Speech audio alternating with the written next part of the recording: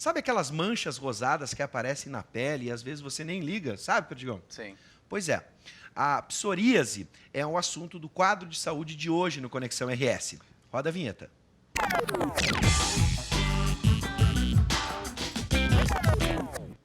O professor de medicina e dermatologista Jean Carlos Bessa está aqui com a gente para tirar todas as dúvidas e falar sobre psoríase. Boa tarde, professor, tudo bem? Boa tarde.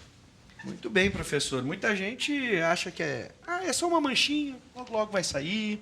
Né? O que a gente pode... Psoríase é só a mancha mesmo, professor? Tem a mancha vermelha e outra coisa que incomoda muito os pacientes é a descamação, né? Sim. A descamação tem formas, por exemplo, que acomete muito o couro cabeludo, então seria uma caspa muito grave, assim, que né, cai nas roupas. Né? Então a psoríase ela é uma doença que, apesar de não trazer um risco à vida, né, ela traz um comprometimento importante da qualidade de vida. A coceira faz parte ou alguns casos apenas? Alguns casos, nem todos os pacientes referem, mas alguns casos têm coceira. Né? E até tem umas formas de psoríase que também as lesões podem doer, né? Podem sentir dor. Agora, no último dia 29 foi o Dia Mundial da Psoríase. Qual a faixa etária, normalmente, que a psoríase aparece?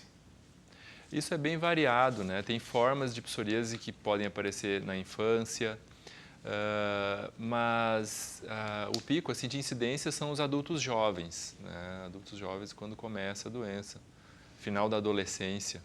Ela tem alguma relação com hereditariedade? É hereditária, na verdade? Ou qualquer um pode desenvolver e a qualquer momento? Existe uma herança genética assim, que provoca uma predisposição ao desenvolvimento da doença. Né? É uma herança que não é direta, assim, ela envolve vários genes, e aí a pessoa herdando esses genes de predisposição, tem alguns fatores que desencadeiam, né? Algumas infecções, algumas medicações, né? Até situações muito estressantes, alguns pacientes referem também que podem desencadear lesões. Tem alguma relação com o tabagismo, com o estresse? A gente está vendo imagens agora, né, Perdigão, aqui na tela, de diferentes tipos até. Né? Esse no couro cabeludo. No couro cabeludo, aham. E tem alguma relação com o estresse, por exemplo, como o vitiligo, por exemplo, que ele se desencadeia pelo estresse? Sim, existe uma relação. Não é em todos os pacientes também, né, mas é frequente ter uma situação estressante ser o desencadeamento ou até o agravamento da doença, provocar o agravamento. Bom, vamos classificar, doutor. Por exemplo, eu vou dando o nome e a gente vai tentando achar as imagens aqui. Eu vou pedir para o nosso diretor posicionar. Por exemplo, a psoríase vulgar. Bom, vulgar aqui é coloquial o termo ou tem uma outra explicação? Não, na verdade o termo é técnico, né? Sim. Até é um termo que a gente não gosta de utilizar porque os pacientes, soa mal aos pacientes, né? Um sinônimo seria a psoríase em placas. É a forma mais comum que a gente viu nas imagens. Sim, vamos essas imagens são placas, né? Ou seja, áreas grandes, elevadas, com eritema, ou seja, vermelhidão e descamação. Essa é a forma mais comum. E a pele fica seca ali, né, doutor? Ela é uma doença que deixa a pele seca. Gera essa descamação, né, que dá o aspecto de seco. Eu vou citar outras aqui, por exemplo, a invertida, a gutada e a ungueal. É assim que se pronuncia? Sim. A invertida é porque a psoríase, ela caracteristicamente, como essa foto mostra, provoca lesões em áreas de extensão dos membros, ou seja, nos joelhos e nos cotovelos. Né? E numa porção muito pequena de pacientes, ela provoca lesões no contrário, ou seja, invertida. Onde? Na parte de dentro do cotovelo, ou seja, na fossa cubital, nas dobras, né, da virilha, da axila. Essa é a psoríase invertida, que também provoca... Essa, por ser um local mais úmido, geralmente, a gente não vê aquela descamação. Né? A gente vê mais a vermelhidão e, às vezes, umas rachaduras que provocam dor nos pacientes. A lista é grande aqui, doutor. Nós temos diferentes tipos, mas o tratamento é o mesmo para qualquer tipo de psoríase?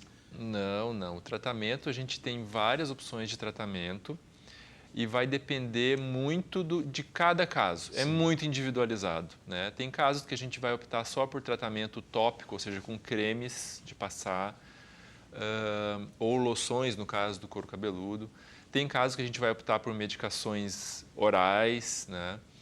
Tem medicações, tem tratamento com luz, com fototerapia, né? Então, cada caso é um caso, depende da extensão, do tipo e, é claro, da situação, de outras doenças que o paciente tenha, né? Situações especiais, se é gestante, se é muito idoso, depende de cada paciente. Sim. Bom, e tu falou que pode acometer crianças também. Quais são os principais cuidados com criança? Porque se é uma doença que coça, a criança provavelmente deve, no impulso, levar a mão para coçar já, né? Sim. Ali eu acho que a gente tem uma Tem um foto bebê do ali. bebê. Esse é um bebê com psoríase em placas. Mas, na verdade, na criança, a gente tem a psoríase gutata, como tem bastante prevalência, que é o quê? Ela gera lesõezinhas pequenas, várias lesõezinhas pequenas espalhadas pelo corpo. É um tipo que tem assim, um bom prognóstico, porque geralmente não causa sintomas, não causa coceira. Pode ser desencadeado por uma infecção, tipo uma dor de garganta. E essa tem chance de entrar em remissão. Quando a criança ficar maior, adolescente ou adulto, ela tem grandes chances de sumir esse tipo de psoríase. Bom, então, pelo que eu entendi, doutor, me corrija se eu estiver errado, a gente, antes de qualquer procedimento, deve procurar imediatamente o médico, o dermatologista, para primeiro identificar, porque são várias causas que podem levar e vários tipos de psoríase. Então, primeiro descobrir o que está acontecendo para depois sonhar Claro. em fazer algum tratamento, na verdade. A primeira coisa é consultar, né? Até porque tem algumas doenças que simulam a psoríase. Por exemplo, tem micoses, né? Que, tornando-se crônicas, elas podem se parecer muito com a psoríase. E o tratamento da psoríase é a base de coisas que reduzem a imunidade. Sim. Então, se você trata, por exemplo, uma micose com coisas que reduzem a imunidade, né? Você vai estar facilitando a vida do fungo. Né? É verdade. Então, tem que ter um diagnóstico preciso, né? Tem que consultar com um especialista, que também vai avaliar na hora do tratamento todas essas questões para escolher o tratamento mais adequado para aquela pessoa. Muito bem. Eu quero agradecer a disponibilidade do médico dermatologista Giancarlo Bessa. Seja bem-vindo e que a gente possa identificar antes de sair se coçando por aí, né, Perdigão? Obrigado, doutor. Seja bem-vindo. De nada.